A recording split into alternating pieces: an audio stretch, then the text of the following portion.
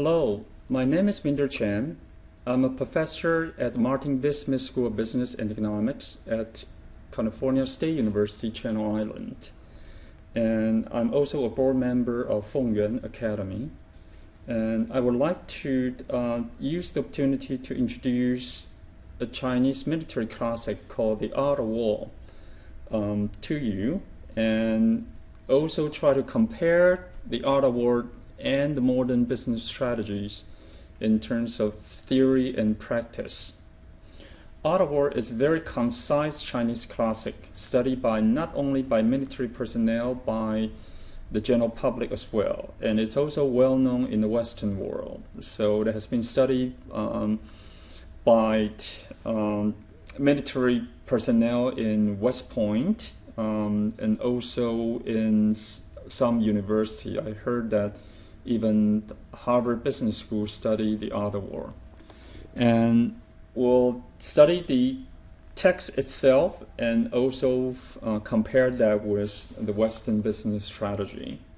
But let's look at the content, table of content for the art of war. Art of war has 13 chapters. Each of chapters are very concise. Sometimes it has no more than just a few hundred Chinese characters. And it's the 13th chapter has been organized in a very logical way.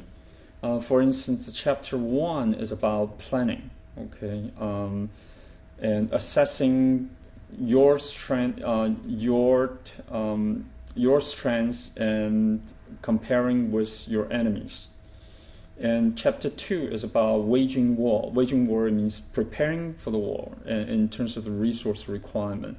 Chapter 3 is about strategic attack, how you plan your attack to your enemy. Chapter 4 is about the disposition or strategic allocation of your military force to build up your strategic advantage. Chapter 5 is about the energy or build up the momentum in competition. Chapter 6 is actually about understand your own strengths and weakness and try to your strengths to attack the enemy's weakness. And there are other chapters, but in my opinion, the first chapter are very concise and the most important one. And we have to actually say the last chapter is also a very important one. It is about using spy or using intelligence to help you to actually to plan your war strategy. So if you have a chance before the class, you may want to grab a copy of The Art of War, preferable just the original text, and try to read maybe the first few chapters, particularly first 6 chapters, in preparing for taking the class. However, when you're reading it, some of you may wonder, say, I'm not actually a military personnel, I'm not engaging in the so-called real war. But Chinese has a saying that the business world, it's like a wall or battlefield. So, but in order to apply Sun Tzu's teaching in the business world, we need to actually mentally transform Sun Tzu's teaching into the business term. For instance, when Sun Tzu saying something such as war,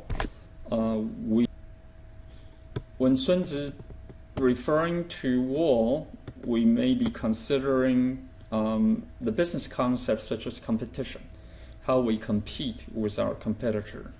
When Sun Tzu used the term called enemy, then we're thinking about the competitors. And when Sun Tzu referring to general in the military sense, then in the business world we'll need to think about manager or leader in our business organization. And the spying, in the business sense, we call it business intelligence or corporate intelligence, which help us to gather strategic information to prepare for strategic formulation and planning.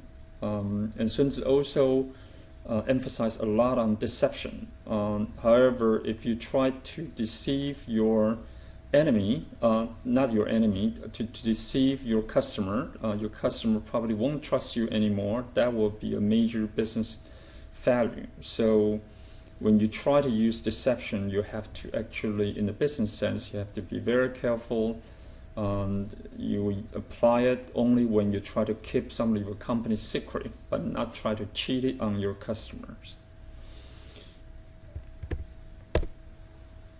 And in the first chapters, Sun Tzu tried to compare a military force with its competitors by using 5 major forces, and which in Chinese is called 道天地将法. Dao is the way, or we call it a moral rule. And in this particular reference that I have cited, the author considered the way, or the Tao, is the art of possibility. It's about your business vision. It's about your value proposition. It's how you convince actually your own employee and customer to believe in you and to work with you and buying your product and services. You need to give them hope, which means it is really try to create the possible better futures for yourself, for your employee, and for your customers. Tian, which is translated typically into weathers. However, in the broader sense, Tian is really about the timing. Okay, try to catch the right timing to launch initiative. That's the most important thing. Understand your environment. The environment including the weather, which is the Tian, but also include actually the earth. Here we refer as a terrain. Terrain is high and low, some are dangerous, some are pretty flat.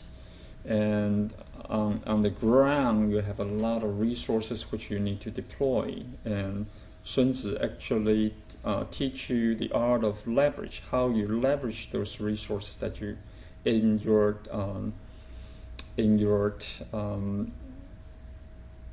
hand to maximize its effectiveness. And the fourth factor is called Fa. Fa could mean the rule, the organization, structure, process, and discipline, and how you organize it and how you try to create a very effective organization with discipline. And that is actually referred to as the art of mastery. And the last factor, but not the least, is about the people, and particularly the commanders, the leaders, how you actually lead your soldiers or your employee to run your business organizations. And so therefore we refer to it as the art of leadership. So the Dao Tian Di Jiang Fa, we can refer to it as the art of possibility, of timing, leveraging, mastery, and leaderships. We will discuss this in great detail and also to discuss the rest of the chapters. I hope you would join us, and I'll see you soon. Thank you.